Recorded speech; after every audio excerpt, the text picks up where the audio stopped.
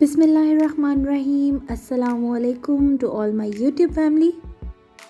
आज की वीडियो में हम इस बारे में बात करने वाले हैं कि लोग सर्दियों में ख़ास तौर पर दिसंबर में बहुत ज़्यादा उदास क्यों हो जाते हैं, उनकी उदासी का सबब क्या है और इसका इलाज किस तरह से किया जा सकता है। क्या ये उदासी नॉर्मल है या ये किसी डिसऑर्डर की शक्ल इख्तियार कर चुकी है। जैसा कि हम सब जानते हैं, जैसे ही दिसंबर का मौसम आता है तो सोशल मीडिया पर हमें बहुत सारी पोइट्री और सैड स्टेटस नज़र आने शुरू हो जाते हैं। लोगों के स्टेटस से उनकी उदासी और उनकी मायूसी साफ झलकती है। ऐसे ही अक्सर लोगों के अंदर देखने में आता है कि वो बहुत थके थके रहते हैं, उनकी भूख प्यास मामूल की निस्बत कम हो जाती है, बहुत ज़्यादा जो है वो उलझते हैं, बहुत ज़्यादा परेशान रहते हैं। सो हमने सोचा कि आज इसके बारे में हम डिटेल में बात करें कि ऐसा क्यों होता है। सर्दियों में सूरज गर्मियों की निस्बत कम निकलता है। सूरज की रोशनी की कमी की वजह से दिमाग में पाए जाने वाले कुछ केमिकल ऊपर नीचे हो जाते हैं, जिसकी वजह से इंसान डिप्रेशन का शिकार हो जाता है। दूसरी वजह यह है कि सर्दियों में दिन छोटे और रातें बड़ी हो जाती हैं, जिसकी वजह से सोने, जागने और दीगर कामों में रूटीन तब्दील हो जाती है। सर्दियों में गर्मियों की निस्बत हमारे इर्द गिर्द के माहौल में शोर कम हो जाता है, जिसकी वजह से खामोशी ज़्यादा महसूस होती है। इसके अलावा बचपन से हम सब सुनते और पढ़ते हैं कि दिसंबर की बारिश, सर्दियों के दिन की ठंडी हवाएं और रातों की खामोशी को तन्हाई और उदासी के साथ मंसूब किया जाता है। इसलिए जो लोग जज्बाती तौर पर हसास होते हैं वो सर्दियों में डिप्रेशन का शिकार हो जाते हैं। सर्दियों में या गर्मियों में हो जाने वाले डिप्रेशन को हम सीजनल इफेक्टिव डिसऑर्डर कहते हैं। Seasonal affective disorder major depressive disorder की सब टाइप है।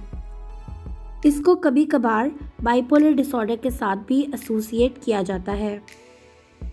ये डिप्रेशन का एक ऐसा फेज़ है जो आम तौर पर सर्दियों के महीनों में या फिर गर्मियों के महीनों में इंसान के ऊपर हावी होता है और इसके अलावा दूसरे महीनों में डिसअपीयर हो जाता है।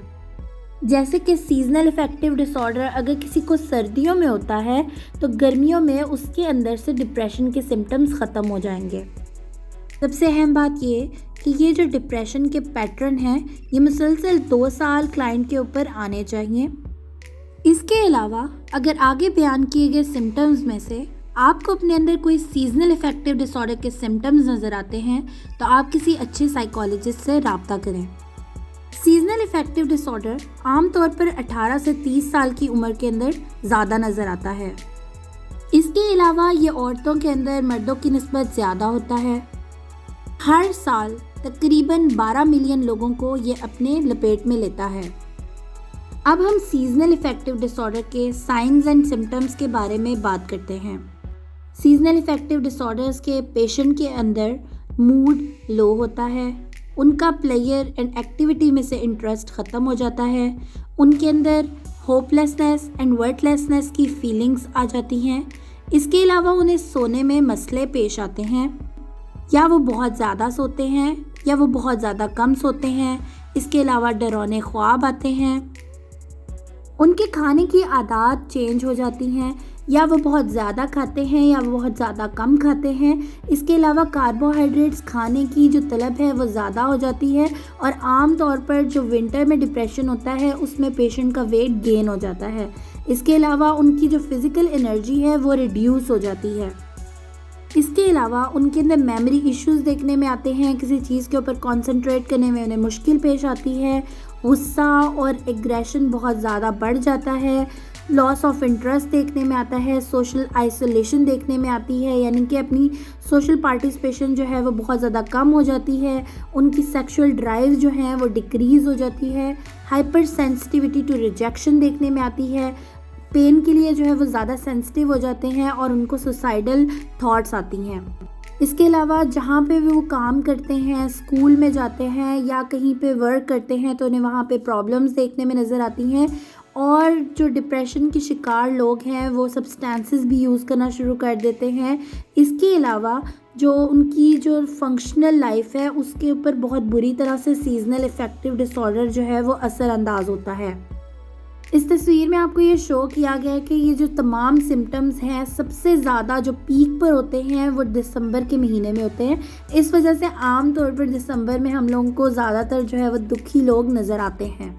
नेक्स्ट तस्वीर के अंदर गर्मियों और सर्दियों में होने वाले सीजनल अफेक्टिव डिसऑर्डर के अंदर डिफ्रेंशिएट किया गया है। सर्दियों में होने वाले डिप्रेशन में इंसान का जो वेट है वो गेन हो जाता है, इंसान ओवर ईट करता है और उसकी नींद मामूल से ज़्यादा बढ़ जाती है। जबकि गर्मियों में जब डिप्रेशन होता है तो इंसान की भूख प्यास कम हो जाती है, उसका वेट लॉस होता है और इंसोम्निया यानी नींद बहुत ज़्यादा कम हो जाती है और इरिटेबिलिटी देखने में नज़र आती है। अब हम इसके इलाज के बारे में बात कर लेते हैं। सबसे पहले तो अगर आपको इसके अंदर सिम्टम्स नज़र आ रहे हैं तो आप किसी अच्छे माहिर नफ्सियात से रब्ता करें।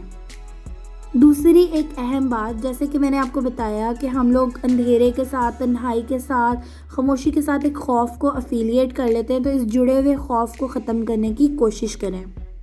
अपने सोने जागने की टाइमिंग सर्दी के मौसम के अकॉर्डिंग चेंज करने की कोशिश करें, इसको सेट करने की कोशिश करें और ख़ास तौर पर जब आप सो रहे होते हैं उस वक्त अपने मोबाइल फ़ोन को अपने से दूर रखें। इसके अलावा जब सूरज निकलता है उस वक्त कोशिश करें कि आप सूरज के अंदर ज़रूर जाएं, उसके अंदर जाके बैठें। सूरज से एक तो आपको विटामिन डी मिलता है, दूसरा जो आपके अंदर बॉडी के अंदर केमिकल्स जो हैं वो इसको स्टेबलाइज करेगा। इसके अलावा अगर आपको रिलेशनशिप से रिलेटेड कोई मसाइल जो हैं वो आप उनका शिकार हैं तो आप जब साइकोलॉजिस्ट के पास जाएंगे तो वो भी आपके मसाइल को हल करेगा और आपके डिप्रेशन के सिम्टम्स ख़त्म हो जाएंगे। इसके अलावा ये कि अगर आप मेरे से कोई क्वेश्चन पूछना चाहते हैं इस टॉपिक से रिलेटेड या किसी भी साइकोलॉजी से रिलेटेड टॉपिक के मतलब, तो आप कमेंट सेक्शन में पूछ सकते हैं और आप हमारा ऑफिशियल फेसबुक पेज भी ज्वाइन कर सकते हैं जिसका नाम है साइकोलॉजी स्टार। एक और पेज है जिसका नाम है साइकोलॉजिस्ट पिया। ये दोनों पेज जो हैं वो मैं रन करती हूँ, वहाँ पे आप मुझसे कंसल्ट कर सकते हैं और अगर आपका कोई भी मसला होगा तो हम हल करने की कोशिश करेंगे। अगली वीडियो तक के लिए अल्लाह हाफ़िज़।